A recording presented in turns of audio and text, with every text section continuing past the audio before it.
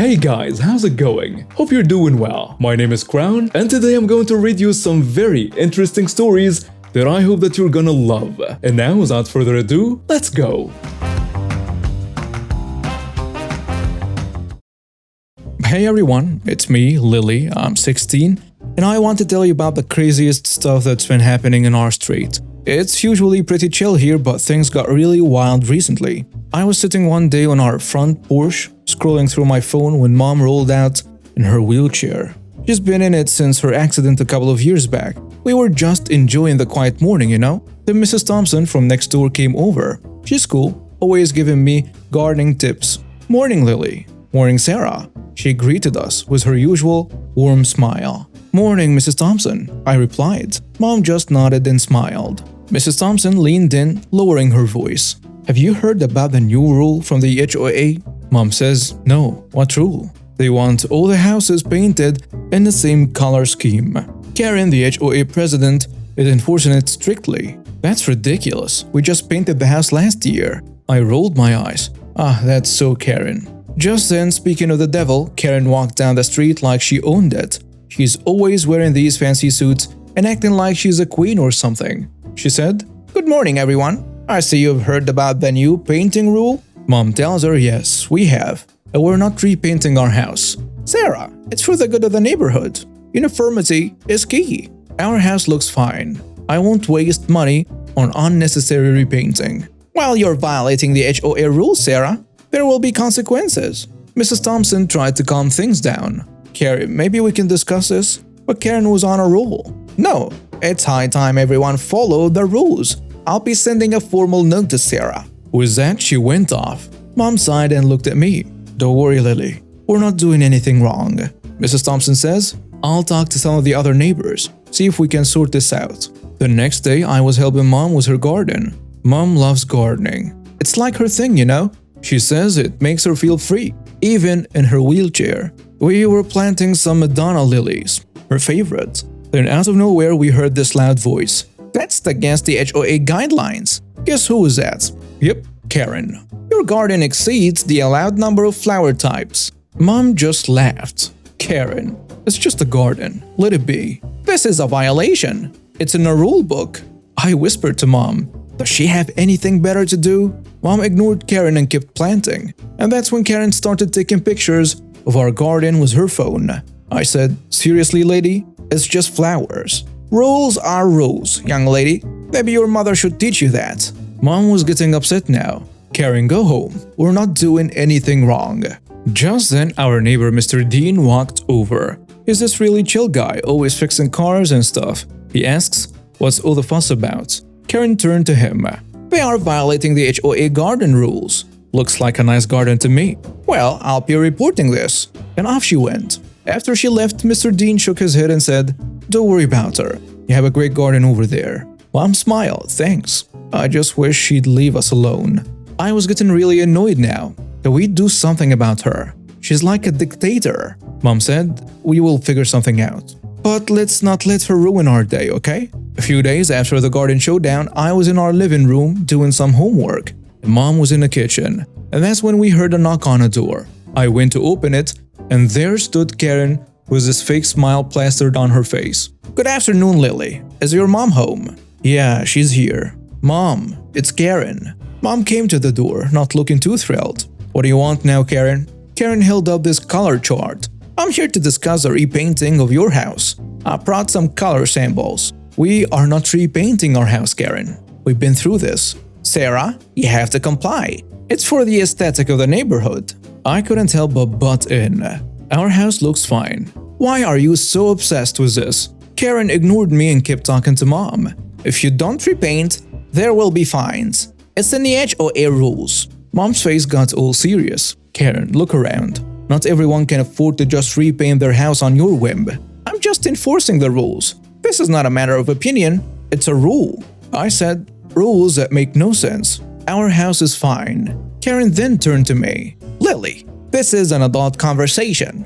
Mom sighed deeply. "Karen, we're not repainting the house. End of story." "Very well. You leave me no choice." She then turned and again walked away. The next week, Mrs. Thompson came to our house, and we all sat down. Mrs. Thompson, looking all serious, said, "I've been hearing things, Sarah. Karen is spreading rumors about you, saying that you're a troublemaker and stirring up the neighborhood against you." Mom's face fell. I can't believe she's stooping this low. The next day, Mom called a neighborhood meeting at our house. She wanted to clear the air about all the rumors Karen was spreading. I helped her set up some chairs in our living room and made a bunch of snacks. Mom always says, nothing brings people together like homemade cookies. Soon, our living room was filled with neighbors. Mom wheeled herself to the front. "Thank you all for coming. I know there has been a lot of talk about me and the HOA." Mr. Dean interrupted. "Sarah, we all know you're not the troublemaker here." Mom smiled at him. "Thanks, Dean. But I want everyone to hear our side. Karen's been spreading rumors that I'm refusing to follow the rules just to be difficult. That's not true. I believe in keeping our neighborhood nice, but I also believe in fairness and reason. Painting our house again so soon after the last time isn't reasonable. It's a financial strain and completely unnecessary. I want to live in a neighborhood where we support and understand each other, not one where we're afraid of breaking petty rules." Mrs. Thompson stood up. "I say we band together and talk to the HOA board. Karen can't keep bulldozing over everyone." And everyone agreed. After the meeting, Mom looked relieved but also a bit worried. Then she said to me, "I hope this helps." I gave her a hug and said, "It will, Mom. You were awesome." But even as we were cleaning up, I couldn't shake off this uneasy feeling. Karen wasn't the type to back down easily, and I had a feeling she was going to come back at us even harder. And oh boy, was I right about that. So it was around noon and Mom and I were in the kitchen making lunch, and that's when we heard someone banging on our door, like really loud. I looked at Mom and we both knew it had to be Karen. When I opened the door, there she was, Karen, looking angrier than I've ever seen her. "I need to speak with your mom. Now." Mom rolled into the hallway. "What's the problem now, Karen?" "You've gone too far, Sarah. Rallying the neighbors against me? Undermining my authority?" I tried to intervene. "Karen, it's not like that." But Karen wasn't listening. She stepped closer to Mom. "You're going to repaint your house, and you're going to stop this nonsense, or else." Mom didn't back down. "Or else what, Karen?"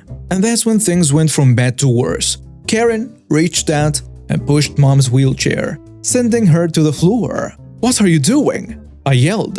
Mom also yelled, "Karen, that's assault." Karen seemed to realize she'd gone too far. You provoked me." Mom was trying to calm down, but I could tell she was shaken.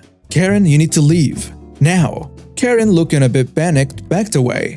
"This isn't over," she said, before turning and walking away quickly. After Karen left, Mom and I sat in the kitchen, trying to process what had just happened.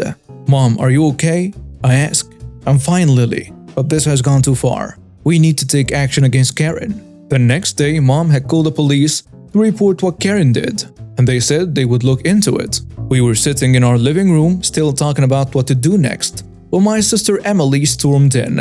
She's my big sister, about 22, and she's been always super protective of us ever since Dad died some years ago. "Mom, I just heard what happened with Karen. I can't believe she did that." Mom tried to calm her down. "Emily, it's okay. The police are handling it." But Emily was raging. "It's not okay. She can't get away with this."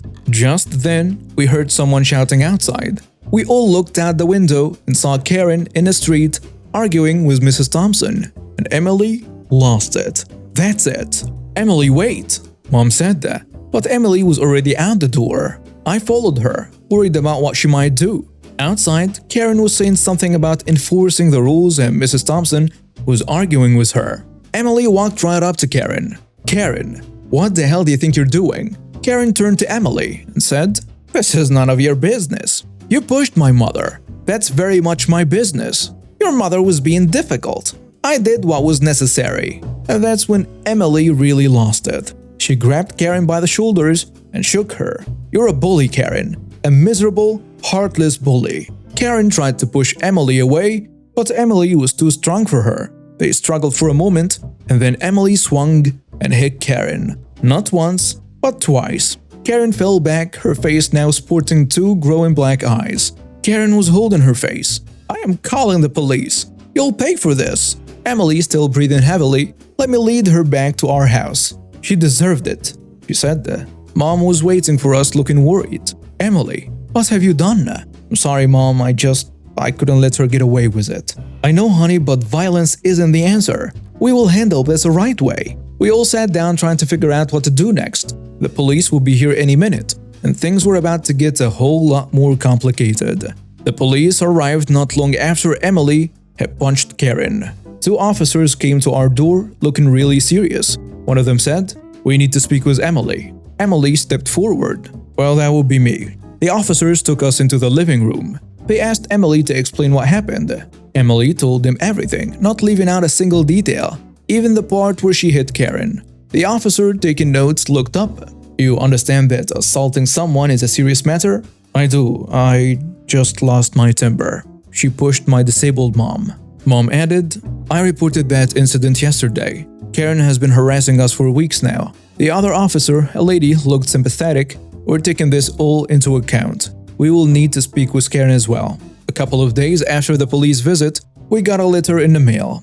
It was from the HOA, but when we opened it, we realized it was more serious than just another complaint about house colors or gardens. It was a legal notice. Mom read it out loud. It says here that Karen is pressing charges against Emily for assault, and they are also fining us for not complying with the HOA rules.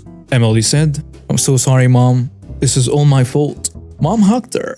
"It's not your fault, sweetheart, but we need to talk to a lawyer. This is just getting out of hand." The next day, we went to see a lawyer. His name was Mr. Davis, and he seemed really nice. He listened to our whole story, nodding and taking notes.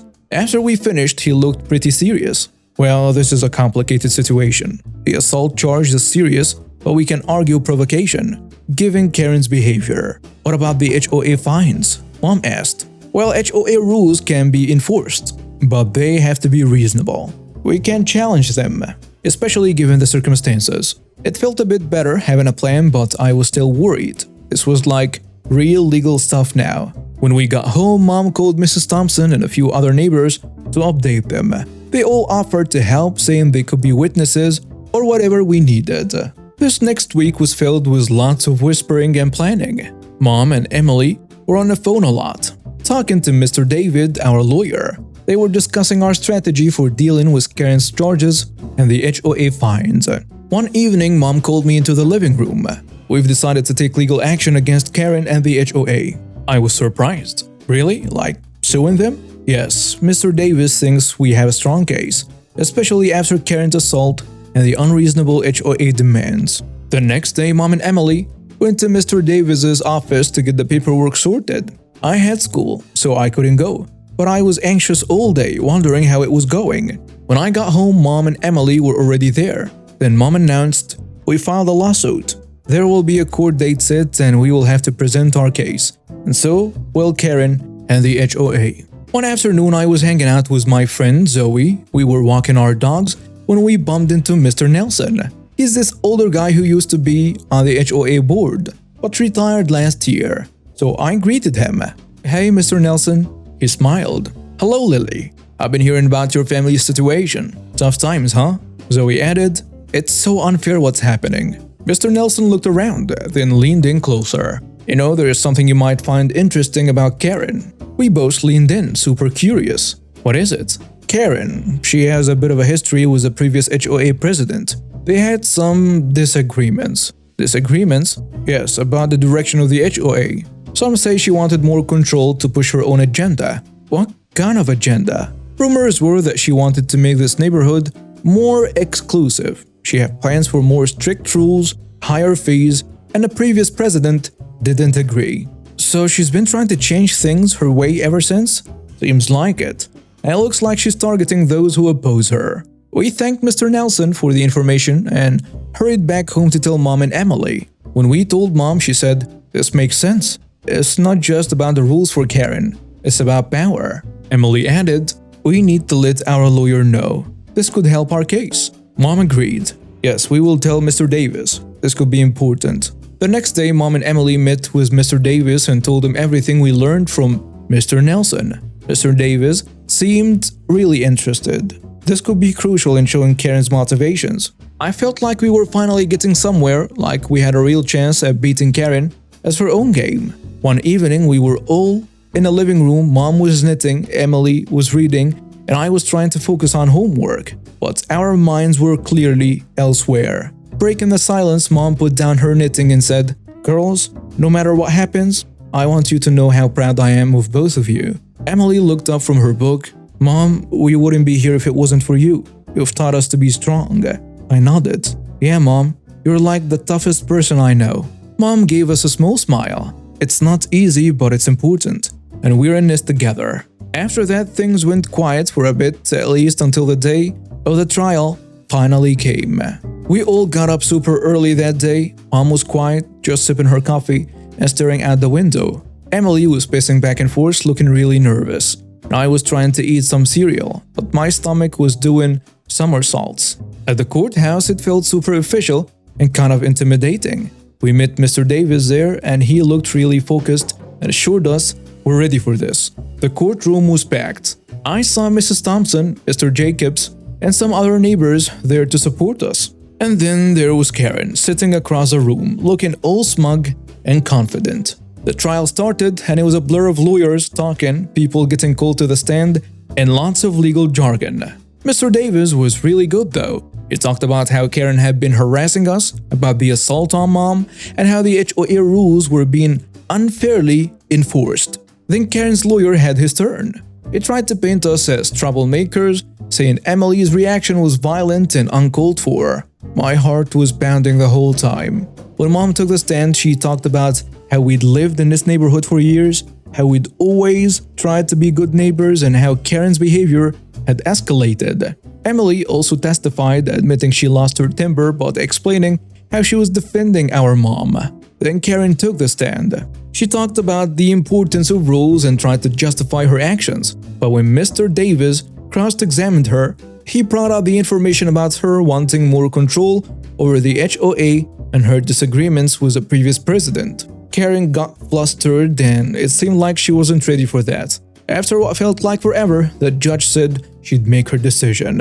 We all waited, holding our breath. Finally, the judge came back. She said that while Emily's actions were wrong, they were provoked by Karen's aggression. She dismissed the assault charges against Emily, but ordered her to do some community service. As for the HOA fines and Karen's behavior, she ruled in our favor, saying the HOA rules were being applied unfairly and that Karen had overstepped her boundaries. I almost couldn't believe it. We had won.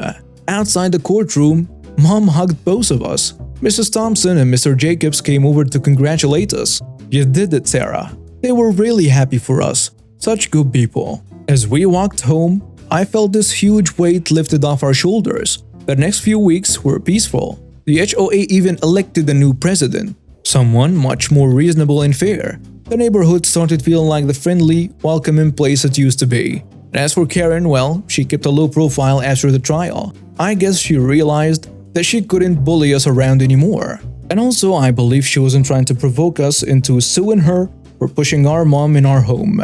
So yeah, that's the end of our crazy HOA saga. Thanks for following along with my story. It's been a wild ride, but I wouldn't change a thing.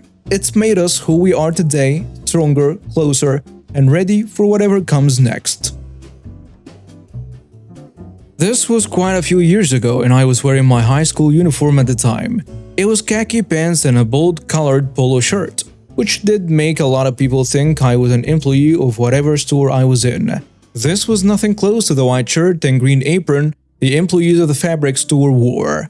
However, and if anyone looked at me, it was pretty clear I was an awkward teenager. Anyways, in the same aisle as I was looking for fabric in were two older ladies that seemed lifted straight out of stock photos.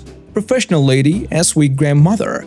The sweet grandmother asked me where I could find the yarn, and since I did know where it was located, I told her it was unfortunately at the opposite corner of the store. She thanked me and headed in that direction. The professional lady sniffed dismissively. Well, that was rude. I didn't think much of it, and only knew she was even talking to me since she was looking directly at me. Nah, I knew where it was anyway, so it wasn't a big deal. No, dear, you were rude.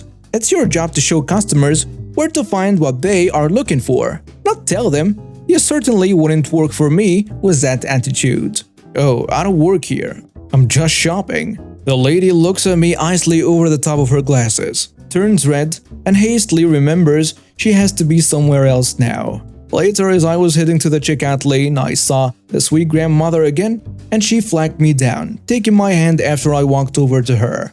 "You know, dear, I realized as I was getting my yarn that you don't work here. It was very sweet of you to help me anyway." She let go of my hand and headed for the exit, leaving a caramel candy in my hand as she left. I love caramels.